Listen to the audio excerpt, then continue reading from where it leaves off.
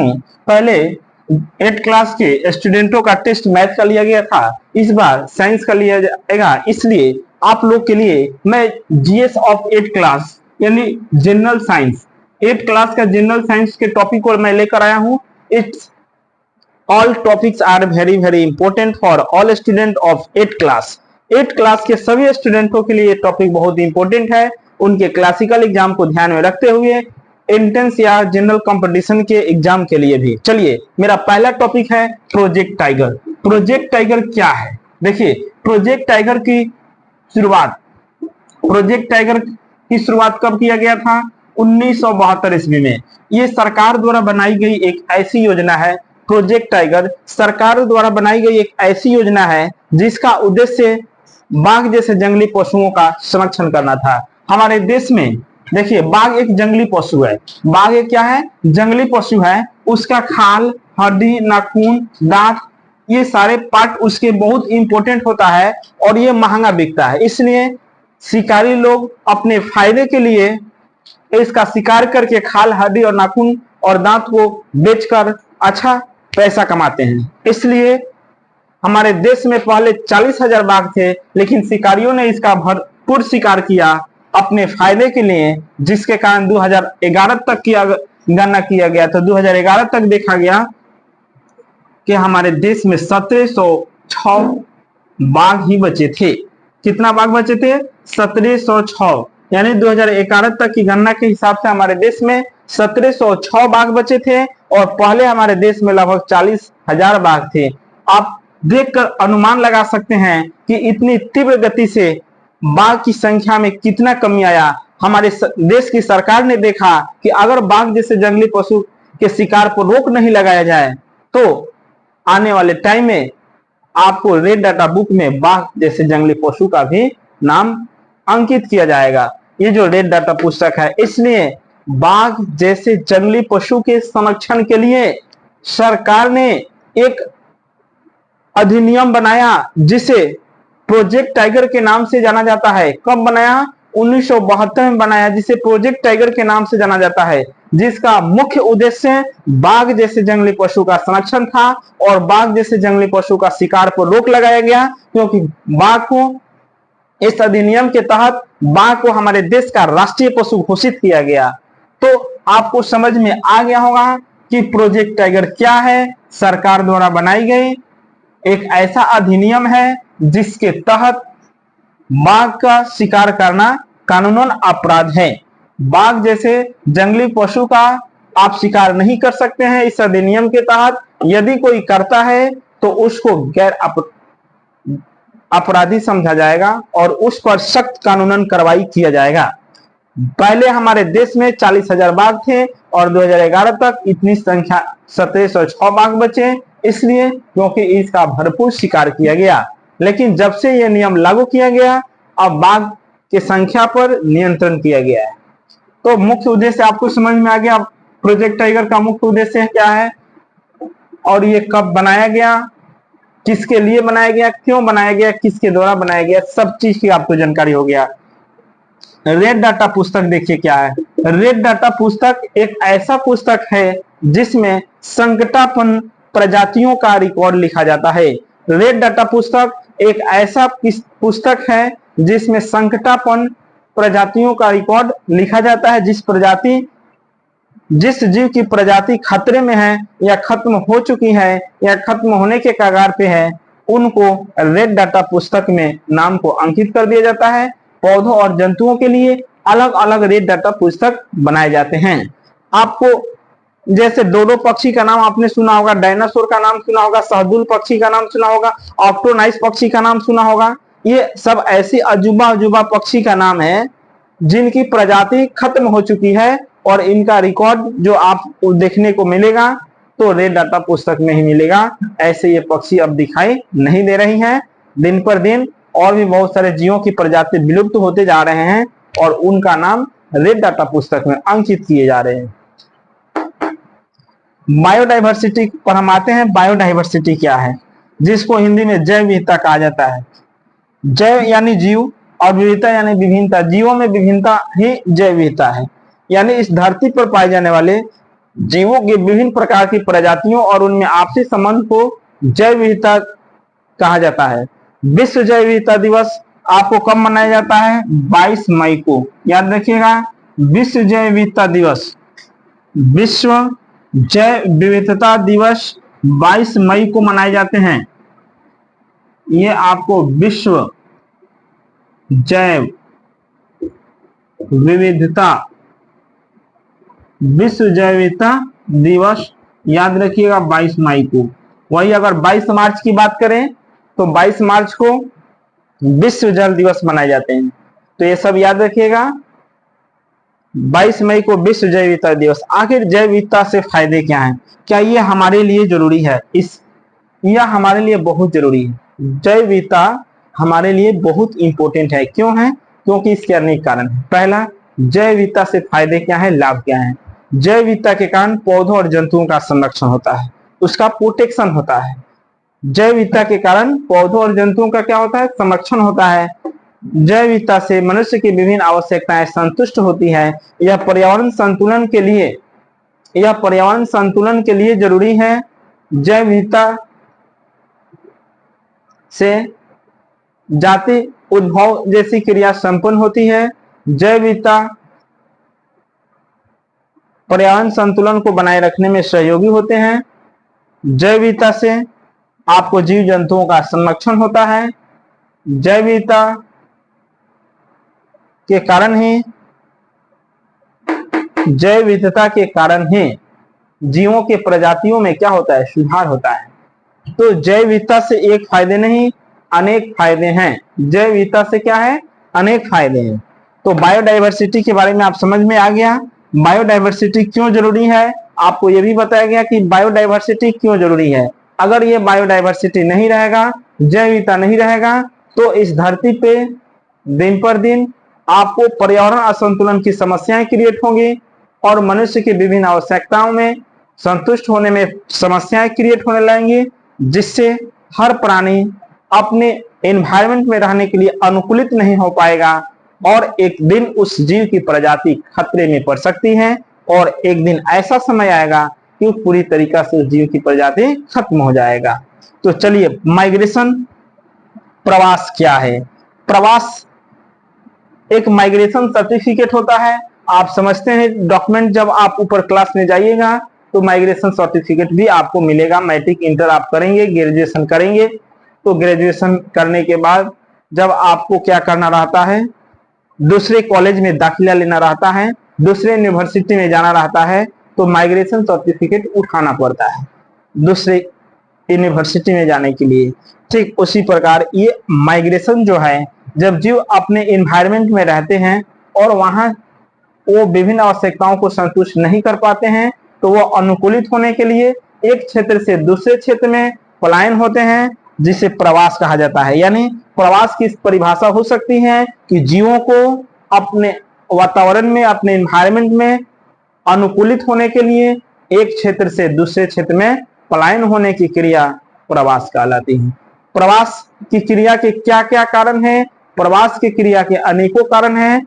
बहुत सारे जीव जंतु शिक्षा प्राप्ति के लिए, जैसे व्यक्तियों को शिक्षा एजुकेशन के लिए प्रवास करना पड़ता है, एक स्थान को छोड़कर दूसरे स्थान क्षेत्र में रहना पड़ता है। दूसरा, शादी ब्याह के कारण ही प्रवास होती हैं। जैसे माता पिता अपने बेटियों की शादी करते हैं तो अपने घर को छोड़कर दूसरे घर जाती हैं। इस तरह से प्रवास की क्रिया उनमें भी होता है। शादी विवाह के कारण भी उनमें प्रवास की क्रिया होती है। तीसरा, किसी सरकारी नौकरी या प्राइवेट नौकरी के कारण या पैसे कमाने हेतु बहुत सारे ऐसे व्यक्ति हैं एक क्षेत्र को छोड़कर दूसरे क्षेत्र में जाते हैं, या जब उनका नौकरी लगता है तो अपने क्षेत्र को छोड़कर जहां उनका ज्वाइनिंग आता है, जहां वो उनको वर्क करना रहता है, वहां पे जब वो जाते हैं तो इस कारण से भी प्रवास की क्रिया हो सकती है या अन्य कारण भी हो सकते हैं। तो प्रवास के अनेकों कारण हैं, एक कारण नहीं है। तो इस तरह से मैं आपको प्रोजेक्ट टाइगर के बारे में बताया, रेड डाटा पुस्तक के बारे में बताया, बायोडाइवर्सिटी के बारे में बताया, माइग्रेशन के बारे में बताया। अभी जस्ट इसको शॉर्टकट नोट कर लीजिए और नेक्स्ट मैं टॉपिक को लेकर आ रहा हूं। 2 मिनट मैं आपको दे रहा हूं, इससे ज्यादा नहीं। जल्दी नोट कीजिए, फास्ट में।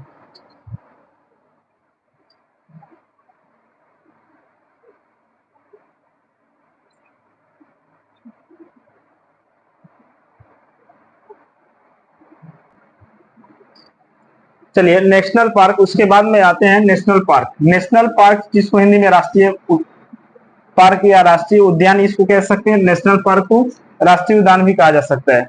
वन्य जंतुओं के लिए आरक्षित क्षेत्र जहां वे स्वतंत्र रूप से आवास एवं प्राकृतिक संसाधनों का उपयोग करते हैं, राष्ट्रीय पार्क कहलाता है। कहने का अर्थ कि राष्ट्रीय पार्क किनके लिए बनाए जाते हैं? एक आरक्षित क्षेत्र होता है, आरक्षित स्थान होता है राष्ट्रीय पार्क, जहां पे आपका जितने भी वन्य जंतु हैं वहां पे वो स्वतंत्र रूप से अपने आवास एवं प्राकृतिक संसाधनों का उपयोग करते हैं। अपने रहने के लिए उनको पूरी आजादी है, स्वतंत्र रूप से रहते हैं, उस पर किसी तरह का शिकार नहीं किया जा सकता है, उस पर किसी तरह का उनको डिस्टर्ब नहीं किया जा सकता है बाहरी बाय कंडीशन के हिसाब से। कहने का अर्थ ये हुआ कि उनको स्वतंत्र रूप से छोड़ दिए जाते हैं। वो आरक्षित क्षेत्र होता है, वहां शिकार करना माना होता है, पशुओं को पकड़ना माना होता है। आप देख सकते हैं, समझ वहां पे घूम सकते हैं, लेकिन किसी भी पशु को आप हत्या नहीं कर सकते हैं, शिकार नहीं कर सकते हैं आप।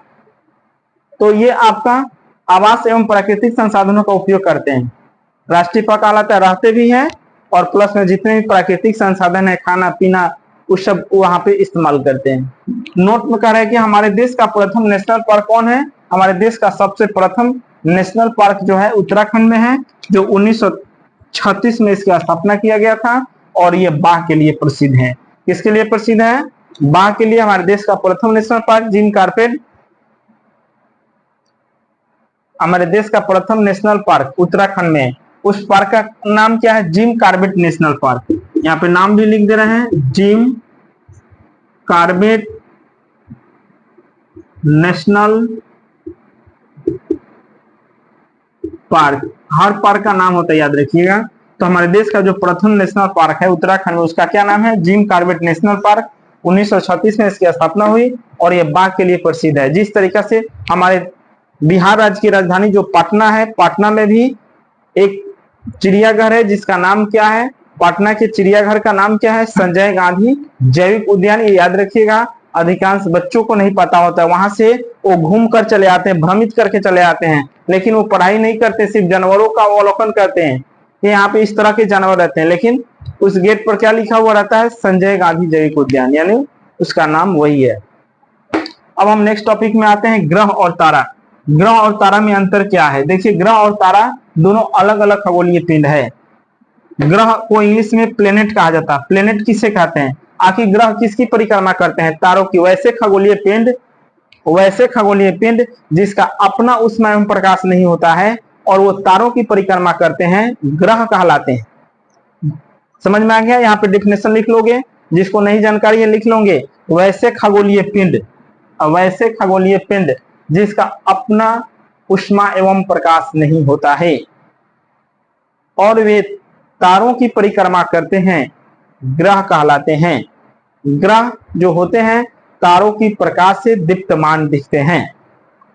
ग्रहों की 2006 के पहले ग्रहों की कुल संख्या 9 थी, लेकिन 2006 के बाद अंतर्राष्ट्रीय खगोलीय विज्ञान ने इसका परीक्षण किया, जिसके तहत आपको बता दें कि आपका ग्रहों की संख्या 8 कर दिया गया। ग्रहों की संख्या कितना कर दिया गया? 8 कर दिया गया। क्यों कर दिया गया? इसलिए कर दिया गया क्योंकि जो 9वां ग्रह था वो कुछ नियम का पालन नहीं कर रहा था। इसलिए अंतर्राष्ट्रीय खगोलीय संघ ने प्लूटो, जो अंतिम 9वां ग्रह था, प्लूटो, उसको क्या किया? 9वां ग्रह की दर्जा को हटा दिया और 8 ग्रह घोषित किया। तो इस तरह से अभी आपको फिलहाल पूछा जाए ग्रहों की संख्या कितनी है, तो 8 है। कौन कौन है?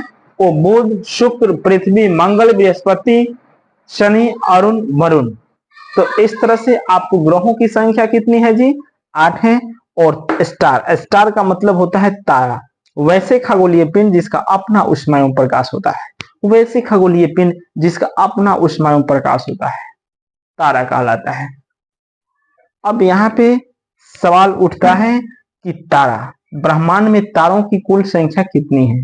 याद रखिएगा, ब्रह्मांड में तारों की कुल संख्या 10 का पावर 22 से 10 का पावर 24 रेंज में है लगभग। 10 का पावर 22 है, 10 का पावर 24 है, और तारों की कुल संख्या कितनी है? 8। तो आपको समझ में आ गया होगा तारा किसकी परिक्रमा करते हैं? आकाशगंगा गैलेक्सी की परिक्रमा करते हैं। ये भी इसको नोट कर लीजिए, जिसका लिखा हुआ है जब फास्ट में नोट कर लीजिए। उसके बाद हम ग्रह के बारे में और बताने वाले हैं। ग्रह और तारा का मैं तो डिफाइन कर दिया। वैसे खगोलीय पिंड जिसका अपना ऊष्मा में प्रकाश नहीं होता है ग्रह कहलाते हैं, और वैसे खगोलीय पिंड जिसका अपना ऊष्मा में प्रकाश होता है तारा कहलाता है। ग्रहों की संख्या 8 है, तारा की संख्या 10 का पावर 22 से 10 का पावर 24 है।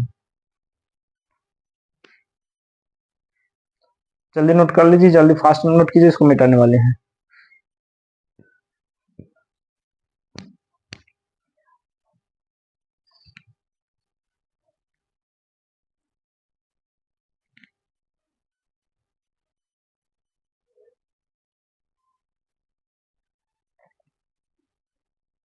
चलिए नेक्स्ट जीएस ऑफ 8 क्लास के अगला टॉपिक में हम आते हैं। प्लेनेट अभी आपने पढ़ा, प्लेनेट क्या है? ग्रह, वैसे खगोलीय पिंड जिसका अपना ऊष्मा एवं प्रकाश नहीं होता है और तारों की परिक्रमा करते हैं, ग्रह कहलाते हैं। ग्रहों की कुल संख्या आपको बताए गए हैं, 8 बताए गए हैं। पहले इसकी संख्या क्या था? 9 था, लेकिन 2006 में अंतरराष्ट्रीय खगोलीय संघ ने जो 9वां ग्रह यम था उसको हटा दिया, क्योंकि वो ग्रहों के कुछ खास नियमों का पालन नहीं कर रहे थे। 8 ग्रह में कौन कौन से ग्रह हैं? पहला बुध, दूसरा शुक्र, तीसरा पृथ्वी, चौथा मंगल, पांचवा बृहस्पति, छठा शनि, सातवां अरुण, आठवां वरुण। तो इस तरह से ये 8 ग्रह हैं। 8 ग्रह की अलग अलग खासियत है। इसमें से जो 4 ग्रह हैं वो थोड़ा सा सन से नजदीक दूरी पे होते हैं। जो सन है ना, सूर्य, सूर्य क्या है? What is sun? Sun is a star. जो सूर्य है तारा है, और इस तारा का अपना ऊष्मा एवं प्रकाश होता है। तो ये जो सन है, सन से कुछ नजदीक दूरी पर होने के कारण इनको हम इंटरनल प्लेनेट कहते हैं, आंतरिक ग्रह। क्वेश्चन में आएगा कि आंतरिक ग्रह किसे कहते हैं? आंतरिक ग्रह के अंतर्गत किन ग्रहों को शामिल किया गया है? तो वैसे ग्रह जो सूर्य से थोड़ा नजदीक दूरी पे हैं, नजदीक दूरी पे रहते हैं, तो उन्हें आंतरिक ग्रह कहा जाता है। इसकी संख्या कितनी होती है? 4 होती है। आंतरिक ग्रहों की संख्या कितनी होती है? 4 होती है। कौन कौन? बुध, शुक्र, पृथ्वी, मंगल। सवाल ये उठेगा कि सबसे नजदीक का ग्रह कौन सा है? सूर्य के सबसे नजदीक, तो सूर्य के सबसे नजदीक वाला ग्रह जो होता है बुध होता है, और ये सबसे छोटा ग्रह है। सौर मंडल का सबसे छोटा ग्रह बुध है, और ये सूर्य से सबसे नजदीक दूरी पे है। दूसरा शुक्र। सबसे चमकीला ग्रह कौन सा है? सबसे चमकीला ग्रह जो होता है शुक्र होता है। पृथ्वी, नीला ग्रह किसे कहा जाता है? पृथ्वी को कहा जाता है। कौन 9 ग्रहों में कौन ऐसा ग्रह है जिस पर जीवन बसा हुआ है? तो ये आपका पृथ्वी है। चौथा मंगल। मंगल को लाल ग्रह कहा जाता है। किस ग्रह को लाल ग्रह कहा जाता है? तो मंगल को। बृहस्पति, उसके आगे के जो 4 ग्रह है बृहस्पति, शनि, अरुण, वरुण, इसको एक्सटर्नल प्लेनेट, बाह्य ग्रह कहा जाता है। बाह्य ग्रह किसे कहते हैं? वैसे ग्रह जो सूर्य से थोड़ा अधिक दूरी पर स्थित होते हैं तो उन्हें बाह्य ग्रह कहा जाता है। इसकी संख्या 4 होती है। बृहस्पति सौर परिवार का सबसे बड़ा ग्रह बृहस्पति है, जिसमें 1300 पृथ्वी समा सकती है। इसका वजन पृथ्वी के द्रव्यमान से 318 गुना अधिक है। आप सोच सकते हैं इनका द्रव्यमान जो है पृथ्वी के द्रव्यमान से 318 गुना अधिक है। पृथ्वी का जो द्रव्यमान है आपको पता होना चाहिए, पृथ्वी का द्रव्यमान कितना है? 6 गुने 10 का पावर 24 केजी पृथ्वी का द्रव्यमान है। वैज्ञानिकों ने पृथ्वी के द्रव्यमान को भी तौल लिया है। इसका द्रव्यमान 6 गुने 10 का पावर 24 केजी है, और इसमें 1300 से गुना कर देंगे तो बृहस्पति ग्रह का द्रव्यमान निकल जाएगा। ये सबसे बड़ा ग्रह है, इसमें 1300 पृथ्वी समा सकती है। आप समझ सकते हैं। शनि को पीला ग्रह कहा जाता है। किस ग्रह को पीला ग्रह कहा जाता है? तो शनि। और इस तरह से अलग अलग ग्रहों की अलग अलग पहचान रहा है। सबसे दूर आपका वरुण। पहले तो आपको सबसे सूर्य से सबसे दूर स्थित ग्रह का नाम यम था, प्लूटो, लेकिन अब तो ग्रह के श्रेणी में रहा ही नहीं, इसलिए अब क्या रहे हैं? वरुण। तो इस तरह से आपको समझ में आ गया होगा। अब अगला आता है क्षुद्र ग्रह, एस्टेरॉयड। तो एस्टेरॉयड है क्या? ट्राइड जो क्षुद्र ग्रह हैं, ये किन ग्रहों के बीच पाए जाते हैं? मंगल एवं बृहस्पति। मंगल और बृहस्पति दो ऐसे ग्रह हैं जिनके बीच की दूरी काफी ज्यादा होता है, इसलिए इनके बीच कुछ छोटे छोटे खगोलीय पिंड पाए जाते हैं, इतने छोटे छोटे जो हमारे नग्न आंखों से नहीं दिखाई दे सकते हैं। इन्हें देखने के लिए हम टेलीस्कोप दूरबीन का ही प्रयोग करते हैं। दूरबीन की सहायता से ही हम क्षुद्र ग्रहों को देख सकते हैं। और ये क्षुद्र ग्रह किन ग्रहों के बीच पाए जाते हैं? मंगल एवं बृहस्पति ग्रहों के बीच पाए जाते हैं। तो चलिए इसको नोट कर लीजिए फास्ट में, शॉर्टकट नोट कीजिए जल्दी फास्ट में।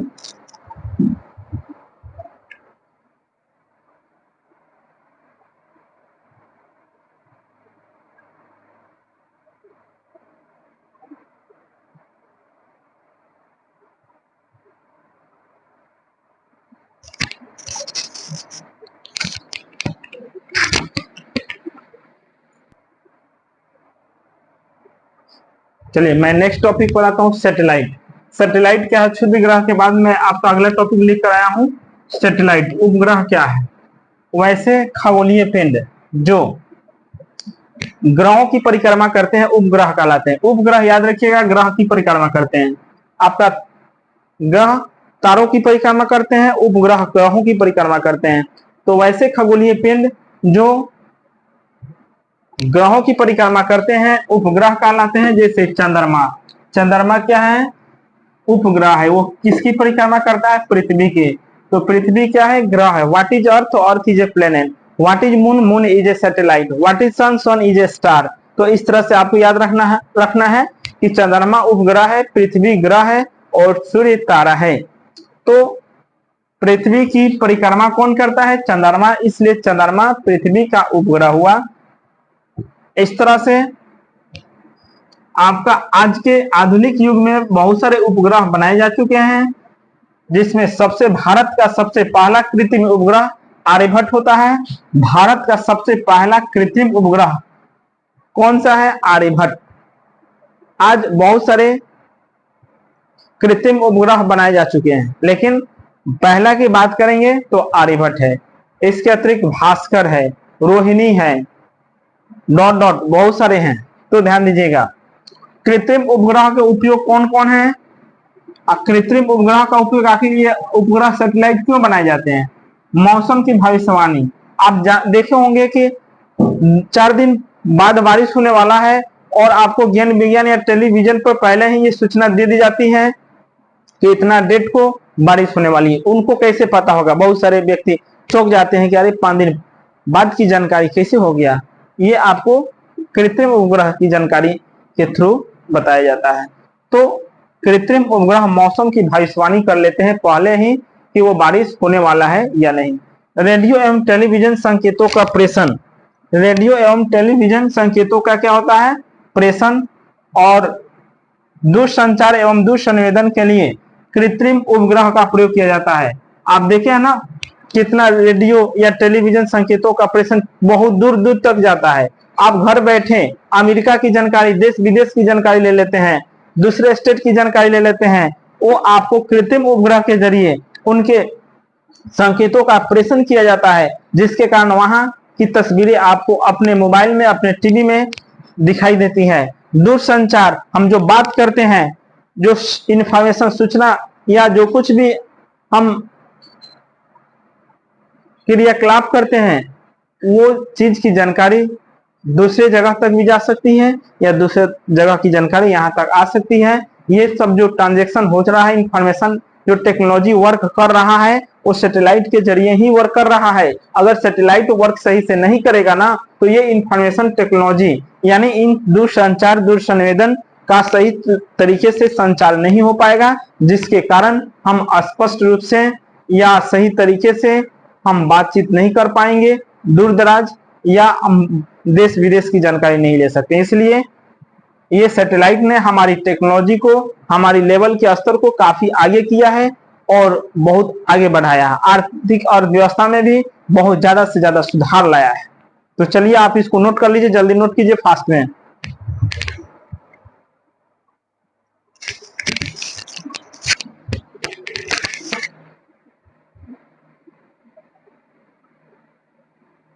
जल्दी जल्दी थोड़ा नोट कीजिए लोग फास्ट में।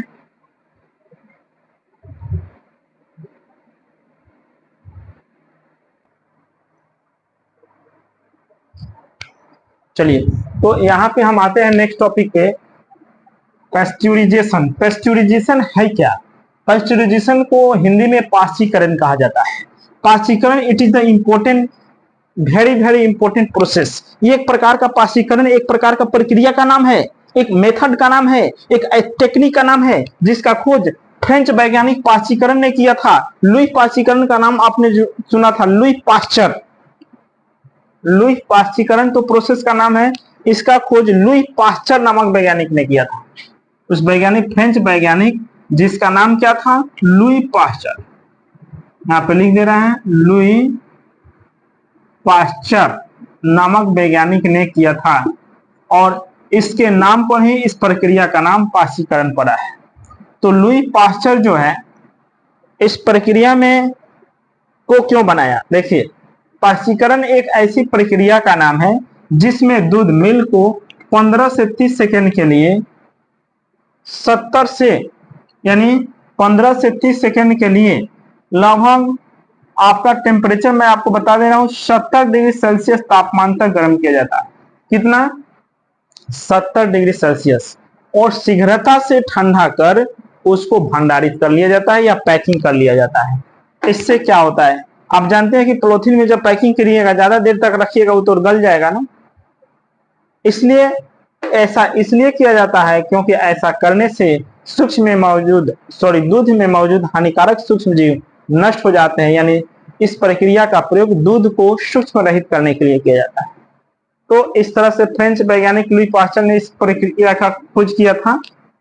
आखिर पाश्चीकरण प्रक्रिया में होता क्या है? दूध को 15 से 30 सेकेंड के लिए 70 डिग्री सेल्सियस ताप तक गर्म कर दिया जाता है और शीघ्रता से ठंडा करके उसको पैकिंग कर लिया जाता है। ऐसा करने से सूक्ष्म दूध जो होता है सूक्ष्म रहित हो जाता है, और पाश्चीकृत दूध को हम ऐसे भी बिना गर्म किए भी पी सकते हैं क्योंकि वो बैक्टीरिया रहित होता है।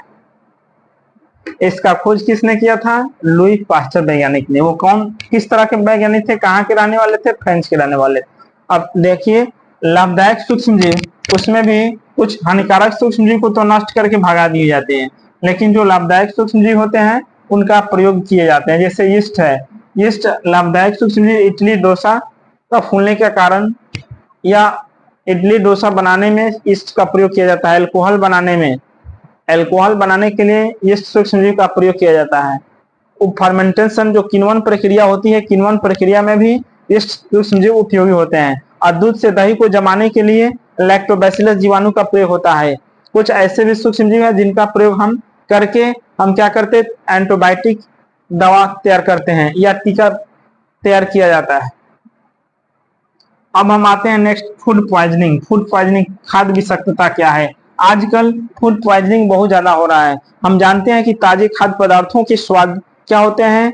प्रिय होते हैं। सुगंध भी और गंध भी और स्वाद भी, दोनों क्या होते हैं? प्रिय होते हैं। और वही खाद्य पदार्थ को जब हम खुले वायु में लॉन्ग टाइम तक छोड़ देते हैं तो क्या होता है कि उसमें एनवायरमेंट की सूक्ष्म बैक्टीरिया या विषाणु उसको संक्रमित कर देते हैं और वायु का ऑक्सीजन उस भोजन में मौजूद वसा को ऑक्सीकृत कर देते हैं, जिसके कारण उस भोजन का स्वाद अप्रिय हो जाता है और उससे दुर्गंध आने लगते हैं। ऐसे खाद्य पदार्थों को हम क्या करते हैं? पॉइजन युक्त यानी हानिकारक यानी दुर्गंध युक्त खाद्य पदार्थ कहा जाता है या फूड पॉइजनिंग। इसी परिस्थिति को कहा जाता है जब भोजन में किसी कारणवश, प्राकृतिक या कृत्रिम कारणवश किसी तरह की विषाक्तता का गुण आ जाता है तो उसे हम क्या कहते हैं? फूड पॉइजनिंग कहते हैं। ये फूड पॉइजनिंग के कारण कोई भी व्यक्ति जब उस भोजन को ग्रहण करता है तो उसको किसी न किसी बीमारी का शिकार हो जाता है, और इसलिए हमें इससे बचने के लिए भोजन को ताजा खाना चाहिए, गर्म करके खाना चाहिए। ठंडी बासी भोजन का इस्तेमाल नहीं करना चाहिए, अदरवाइज फूड पॉइजनिंग का आप शिकार हो सकते हैं। इसलिए फूड प्रिजर्वेशन। अब आता है फूड प्रिजर्वेशन, इसी का उल्टा है।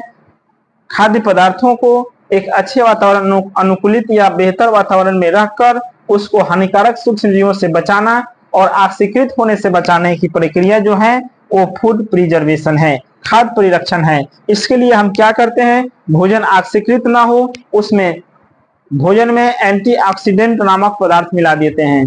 एंटीऑक्सीडेंट नामक पदार्थ मिला देने से भी भोजन क्या होता है, ऑक्सीकृत नहीं होता है। दूसरा कारण कि अगर हम भोजन को सुरक्षित रखना चाहते हैं तो वायुरुद्ध बर्तन में रखिए, जो हवा के कांटेक्ट में ना जाए, तो आपका खाद्य पदार्थ सुरक्षित रहेगा। अगर वो भी नहीं है तो तीसरा मैं आपको बता रहा हूँ, फ्रिज, जिसको रेफ्रिजरेटर कहा जाता है। फ्रिज या रेफ्रिजरेटर में रखकर आप भोजन को क्या कर सकते हैं, सुरक्षित रख सकते हैं और उसको खाने योग्य कंटिन्यू बनाए रख सकते हैं। फूड प्रिजर्वेशन आपको समझ में आ गया होगा। अब यहाँ पे जब हम फूड प्रिजर्वेशन पर ध्यान नहीं देते हैं तो फूड पॉइजनिंग का फैलाव होता है और फूड पॉइजनिंग के कारण व्यक्ति डायरिया या किसी अन्य बीमारी का शिकार हो जाता है, जिसके कारण उसको उल्टी, वोमिटिंग या आपको पेटझड़ी जैसी बीमारियां क्रिएट हो जाती है, जिसको डायरिया की स्थिति कहते हैं। डायरिया नामक बीमारी हो जाती है।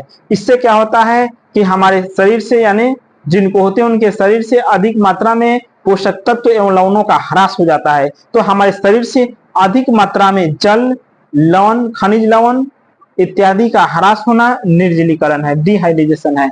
ऐसी स्थिति में व्यक्ति बहुत कमजोर हो जाता है और निर्जलीकरण की स्थिति में रोगी को ओआरएस घोल और सुपाच्य भोजन देना चाहिए या जीवन रक्षक घोल बनाकर देना चाहिए। जीवन रक्षक घोल आज के डेट में जिन व्यक्तियों का ये निर्जलीकरण की स्थिति है, जीवन रक्षक घोल बहुत कारगर सिद्ध हो रहा है। जीवन रक्षक घोल बनाने की विधि मैं बता दे रहा हूं। ये जीवन रक्षक घोल, जीवन रक्षक घोल कैसे बनाएंगे? इसको बनाने के लिए आपको 1 लीटर पानी में बनाना होगा। तो 1 लीटर के हिसाब से मैं बताता हूं। 1 लीटर पानी लेना होगा, ठीक। 1 लीटर पानी में आपको 8 चम्मच चीनी डालना होगा और 1 चम्मच नमक डालना होगा और 2 से 3 बूंद कागजी नमक आप देखे ना, ये नींबू का रस, कागजी नींबू जो आता है ना, उसका रस को क्या करना होगा, सही तरीके से साफ स्वच्छ पानी में, याद रखिएगा वो पानी साफ हो और स्वच्छ हो और ठंडा हो। साफ, स्वच्छ और ठंडा, ये नहीं कि लिमिट से ज्यादा ठंडा नहीं होनी चाहिए, याद रखिएगा। साफ, स्वच्छ और ठंडा पानी में क्या कीजिए, आप इसको बनाइए। 1 लीटर पानी लीजिए, 8 चम्मच चीनी लीजिए, 1 चम्मच नमक लीजिए, 2 से 3 बूंद नींबू का रस डालिए, उसको अच्छी तरीके से मिला दीजिए। और जिनका ये डायरिया या निर्जलीकरण का प्रॉब्लम है, लिमिट से ज्यादा वो कमजोर हो चुके हैं, वो चल नहीं पा रहे हैं, टहल नहीं पा रहे हैं, उनकी कमजोरी ज्यादा है, तो इसको पिला दीजिए। हम चैलेंज करते हैं कि आप 2 से 3 बार पिलाइएगा, उसको बहुत एनर्जी आ जाएगी और डायरिया जो आपको बीमारी है वो धीरे धीरे खत्म हो जाएगा। तो इस तरह से हम निर्जलीकरण से छुटकारा पा सकते हैं। अगर आपके घर पे ओआरएस घोल नहीं है तो नमक चीनी तो जरूर होगा और पानी जरूर होगा, इसलिए इसका आप इस्तेमाल करके आप अपने सेहत को ठीक रख सकते हैं। लेकिन ध्यान रहे, ये घोल उन्हीं रोगियों को दिया जाता है जो डायबिटीज के पेशेंट नहीं होते हैं। अगर डायबिटीज के पेशेंट हैं तो उनको जीवन रक्षक घोल देना हानिकारक साबित हो सकता है। इसलिए हरगिज आप डायबिटीज के पेशेंट को कितना भी कमजोरी हो, लेकिन इस तरह का घोल जीवन रक्षक घोल ना दे। ये उन पेशेंट के लिए बताया गया है जिनका डायबिटीज नहीं होता है, वो डायबिटीज रहित होते हैं, जिनका शुगर नहीं बढ़ा रहता है, क्योंकि इसमें चीनी की मात्रा ज्यादा है, ये आपके डायबिटीज को बढ़ा सकता है। तो नेक्स्ट, निर्जलीकरण आपको समझ में आ गया। माइक्रो ऑर्गेनिज्म जिसको हिंदी में सूक्ष्म जीव कहा जाता है। माइक्रो ऑर्गेनिज्म किसे कहते हैं? वैसे जीव जो हमारे नग्न आंखों से दिखाई नहीं देते हैं, उन्हें देखने के लिए सूक्ष्मदर्शी का प्रयोग किए जाते हैं। तो ऐसे जीव को माइक्रो ऑर्गेनिज्म, सूक्ष्म जीव कहा जाता है। सूक्ष्म जीवों को कुल 5 वर्ग में बांटा गया है, कुल 5। एक आपको विषाणु छूट गया है यहाँ पे। सूक्ष्म जीवों को कुल 5 वर्गों में बांटा गया है। जीवाणु, प्रोटोजोआ, कवक, शैवाल, विषाणु। जीवाणु, प्रोटोजोआ, कवक, शैवाल, विषाणु। ध्यान रखिएगा, अगर मुख्य की बात करें, सूक्ष्म जीवों को मुख्यतः कितने वर्गों में बांटा गया है? तो 4। विषाणु को हटा दिया जाएगा, जीवाणु, प्रोटोजोआ, कवक, शैवाल, क्योंकि 5वां जो वर्ग है विषाणु, उनको सजीव और निर्जीव के बीच की कड़ी माना जाता है, इसलिए मुख्य रूप में विषाणु को साइड कर दिए जाते हैं, लेकिन कुल रूप में उनको शामिल कर लिए जाते हैं। ऐसा नहीं कि विषाणु जीव नहीं है, विषाणु जीव के ही वर्ग में आते हैं, इसलिए उनको 5वां वर्ग में लिखा गया है। लेकिन मुख्य रूप से इसलिए नहीं किए जाते हैं कि कभी विषाणु निर्जीव का काम करते हैं, कभी सजीव का काम करता है। याद रखिएगा, विषाणु का जो वृद्धि और गुणन होता है वो किसी सजीव के संपर्क में जाता है तभी होता है। ऐसे खुला वातावरण में पड़ा हुआ है तो निर्जीव की भांति रहता है, लेकिन जैसे वो वायरस किसी जीव के शरीर के कांटेक्ट में जाता है तो अपना वृद्धि और गुणन करने लगता है। इसलिए विषाणु को सजीव और निर्जीव के बीच की कड़ी माना जाता है। तो इस तरह से आपका ये जितने भी टॉपिक हैं, पेस्टराइजेशन के बारे में जाना, फूड पॉइजनिंग के बारे में जाना, फूड प्रिजर्वेशन के बारे में जाना, डिहाइड्रेशन के बारे में जाना, माइक्रो ऑर्गेनिज्म के बारे में जाना, जीवरक्षक खोल कैसे बनाए जाते हैं, उसके लाभ क्या है, किन को देना चाहिए, इस सब के बारे में जाना। इस तरह से आपका टॉपिक अभी पूरी कंप्लीट नहीं हुई है। मैं इससे और एक्स्ट्रा और बेहतर टॉपिक मैं लेकर आने वाला हूं नेक्स्ट वीडियो में। आप लोग इसको नोट कर लीजिए और एक एक पॉइंट पर निगरानी रखिएगा। मेरा जो क्वेश्चन होगा बताए गए और समझाए गए टॉपिक से ही होगा। तो नेक्स्ट परीक्षा के लिए आप तैयार रहें और इस वीडियो को सही ढंग से और मन से देखें और मेडल लेने के लिए इस पर आप पूरा 100% फोकस करें। जो स्टूडेंट इस बार मेहनत और अच्छा से करेंगे उनको और बेहतर प्राइज से सम्मानित किया जाएगा। टेस्ट बहुत जल्द ही लेने वाले हैं। जय हिंद, जय भारत।